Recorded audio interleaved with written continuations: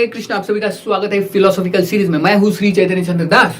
ये कथा आती है स्कंद पुराण की कथा है, सत्य घटना है। स्कंद पुराण में इसका वर्णन है।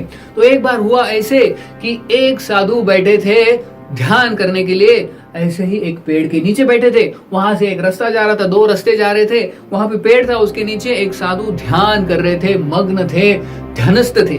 तो उसी समय उनको कुछ आवाज आया। उधर से एक गाय दौड़ते दौड़ते दौड़ते दौड़ते जा रही थी और एक रास्ते से वो गाय चली गई। तो ये साधु ने देखा कि गाय जा रही है, कुछ तो प्रॉब्लम है गाय को। तो फिर वो फिर से ध्यान में लग गए। लेकिन वहां उसके पीछे, गाय के पीछे एक कसाई भाग रहा था। उसके हाथ में बड़ी तलवार थी और वो गाय को काटने के लिए भाग रहा था। तो वो जब यहाँ पे आया साधु के पास, तो उसने देखा दो रास्ते हैं, गाय कौन सी दिशा में गई पता नहीं। तो उसने साधु से पूछा, अरे गाय कौन सी दिशा में गई? इस दिशा में, इस दिशा में, जल्दी बोलो। वो साधु सोचने लगा, बाप रे, ये तो कसाई है, गाय को मारने वाला है। तो इसको सच बोलूं या झूठ बोलूं? वो कंफ्यूजन में पड़ गया, क्या करूं। लेकिन फिर उसने सोचा कि एक तो झूठ भी नहीं बोलना चाहिए और एक तो सच बोला तो ये गाय की जान खतरे में है। तो उसने सोचा, लेकिन क्या किया, उसने बोल दिया। बोला कुछ नहीं, झूठ तो बोल नहीं सकते। उसने सिर्फ हाथ दिखाया कि इस दिशा में गई। वो बोला झूठ नहीं बोलना चाहिए, लेकिन हाथ तो दिखा सकते हो। तो कुछ बोला नहीं, लेकिन हाथ दिखाया बस। और फिर कसाई को तुरंत उस दिशा में वो भी दौड़ता दौड़ता चला गया, गाय को पकड़ लिया और गाय को काट दिया उस कसाई ने। तो हुआ ऐसे। फिर कुछ सालों के बाद एक बार क्या हुआ, एक सुनसान सा घर था, रात का समय था, बहुत बारिश हो रही थी और रास्ते से एक व्यक्ति गुजर रहा था। उसने देखा ये घर है सुनसान बीचों बीच।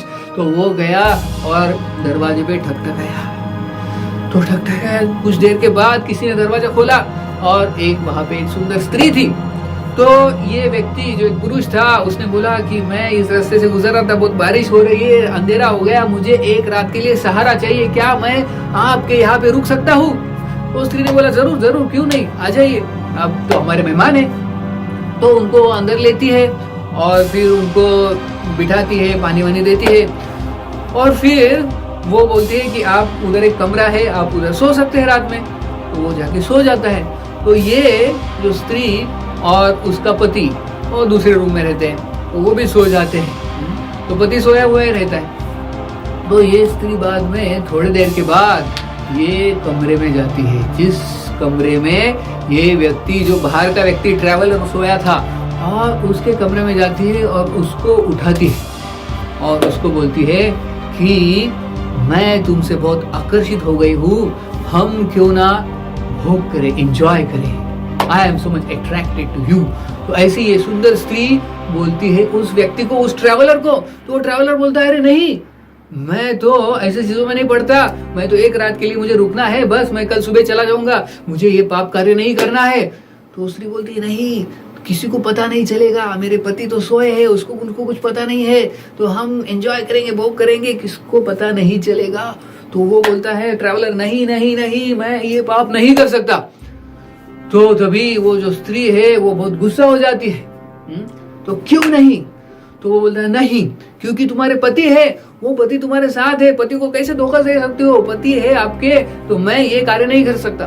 तो तभी वो बोलती है, ऐसे पति है इसलिए नहीं तुम कर सकते। तो जाके वो क्या करती है स्त्री, देखो वो पति सोए रहते हैं, एक चाकू लेती है और पति का खून कर देती है उधर ही रात में।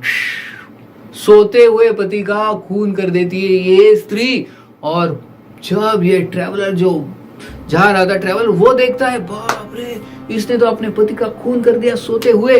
तो वो स्त्री बोलती है, देखो अभी मेरा पति भी नहीं रहा, वो चला गया, मर गया सोते सोते, अभी हम दोनों ही है, सिर्फ हम दोनों भोग कर सकते हैं। तो ये जो ट्रैवलर होता है वो बहुत टेंशन में आ जाता है, स्ट्रेस में आ जाता है, बोलता है, नहीं नहीं नहीं, मैं तो यहाँ से जा रहा हूँ अभी। तो तभी वो स्त्री क्या करती है, जोर से चिल्लाती कि बचाओ बचाओ बचाओ बचाओ। और आजू बाजू कुछ लोग रहते हैं, आजू बाजू पड़ोसी में थोड़े बहुत लोग रहते हैं वहां पे, वो इस आवाज से आ जाते हैं घर में और बोलते, क्या हुआ क्या हुआ क्या हुआ?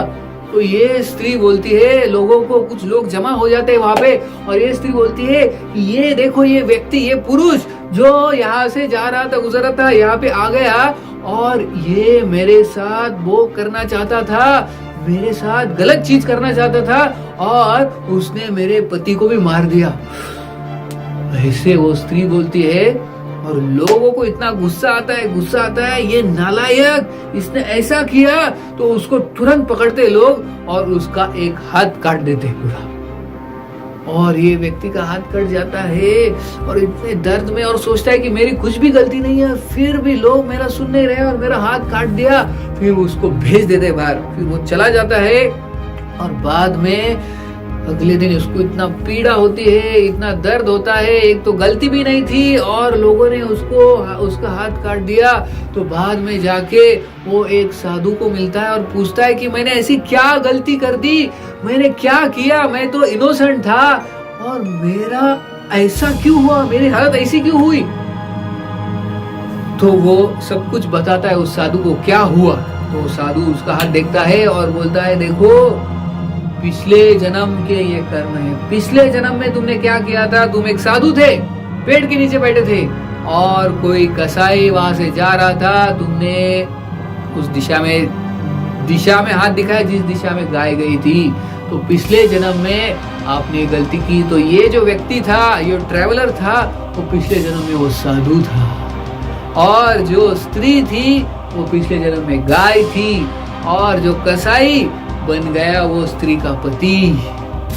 तो इस जन्म में क्योंकि उसने पिछले जन्म में हाथ दिखाया, उसका इस जन्म में हाथ काट दिया, और वो कसाई ने गाय को काटा था, वो व्यक्ति सोते सोते मारा गया, और ये जो गाय थी वो स्त्री बन गई।